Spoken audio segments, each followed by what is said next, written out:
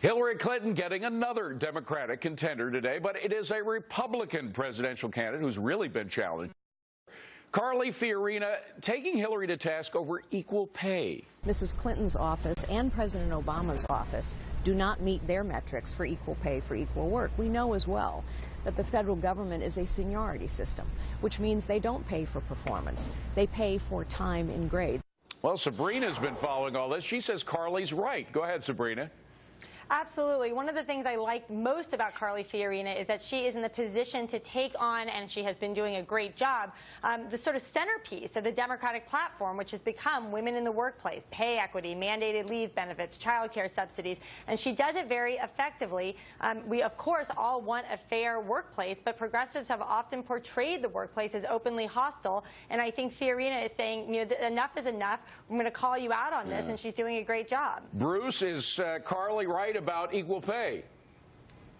I don't think so. I'm glad to hear a Republican talking about the pay gap, but I think with seniority you do get some institutional knowledge, and the reality is only 15%, fewer than 15% of women are in a union, but when they are in a union, represented organized labor, they are paid more than women that are not. So those are some of the facts. Well, Emac, here's specifically what Carly said about seniority. The federal government is a seniority system, which means they don't pay for performance.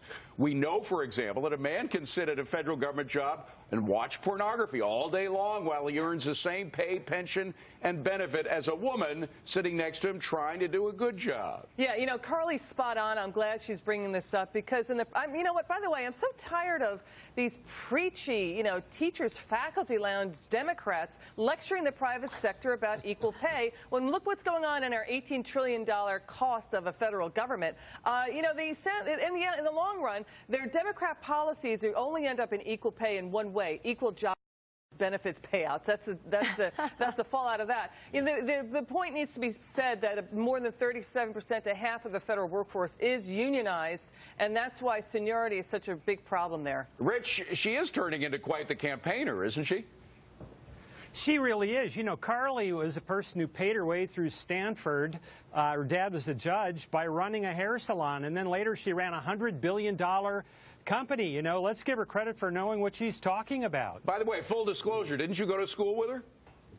Yeah, I was a classmate of her. All right. Steve, what do you think of this? I mean, is it possible that somebody from the private sector like Carly focusing on this subject, which is so key to Hillary's campaign, could really pull the rug out from under Hillary on this? Yes. Well, she's hammering home the fact that just traveling around the world is not going to some place to get something actually done. Traveling versus achievement. And so because of her past background as an executive, I think she's got the standing, you might just, so to speak, to really take her on. And what she's pointing out is that rhetoric is one thing, reality is quite another.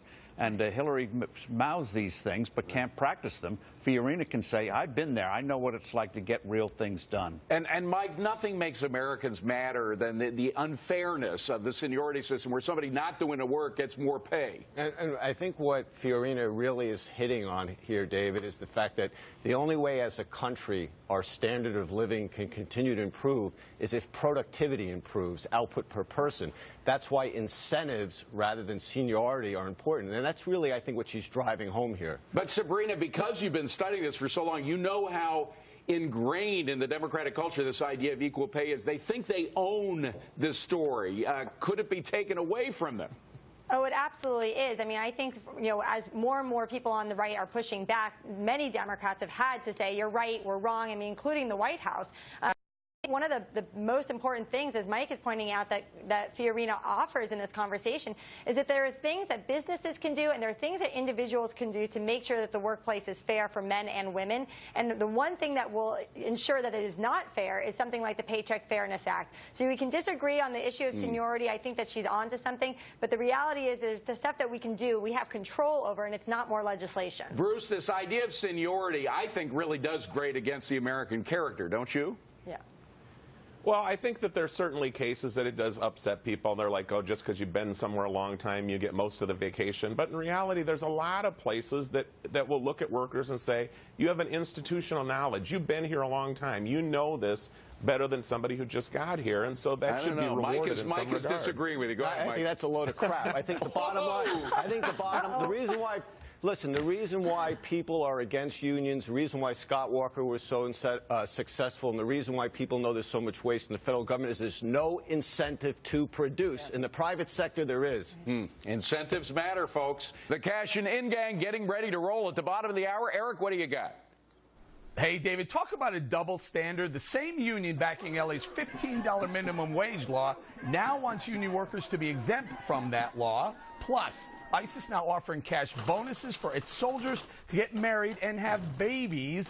Time to attack its cash before it's too late. See you at 12:30. Thanks, Eric. We will be watching, but up here first, if the IRS can't keep our private tax information from being hacked, what's about to happen to our health records now that the IRS is enforcing the health care law?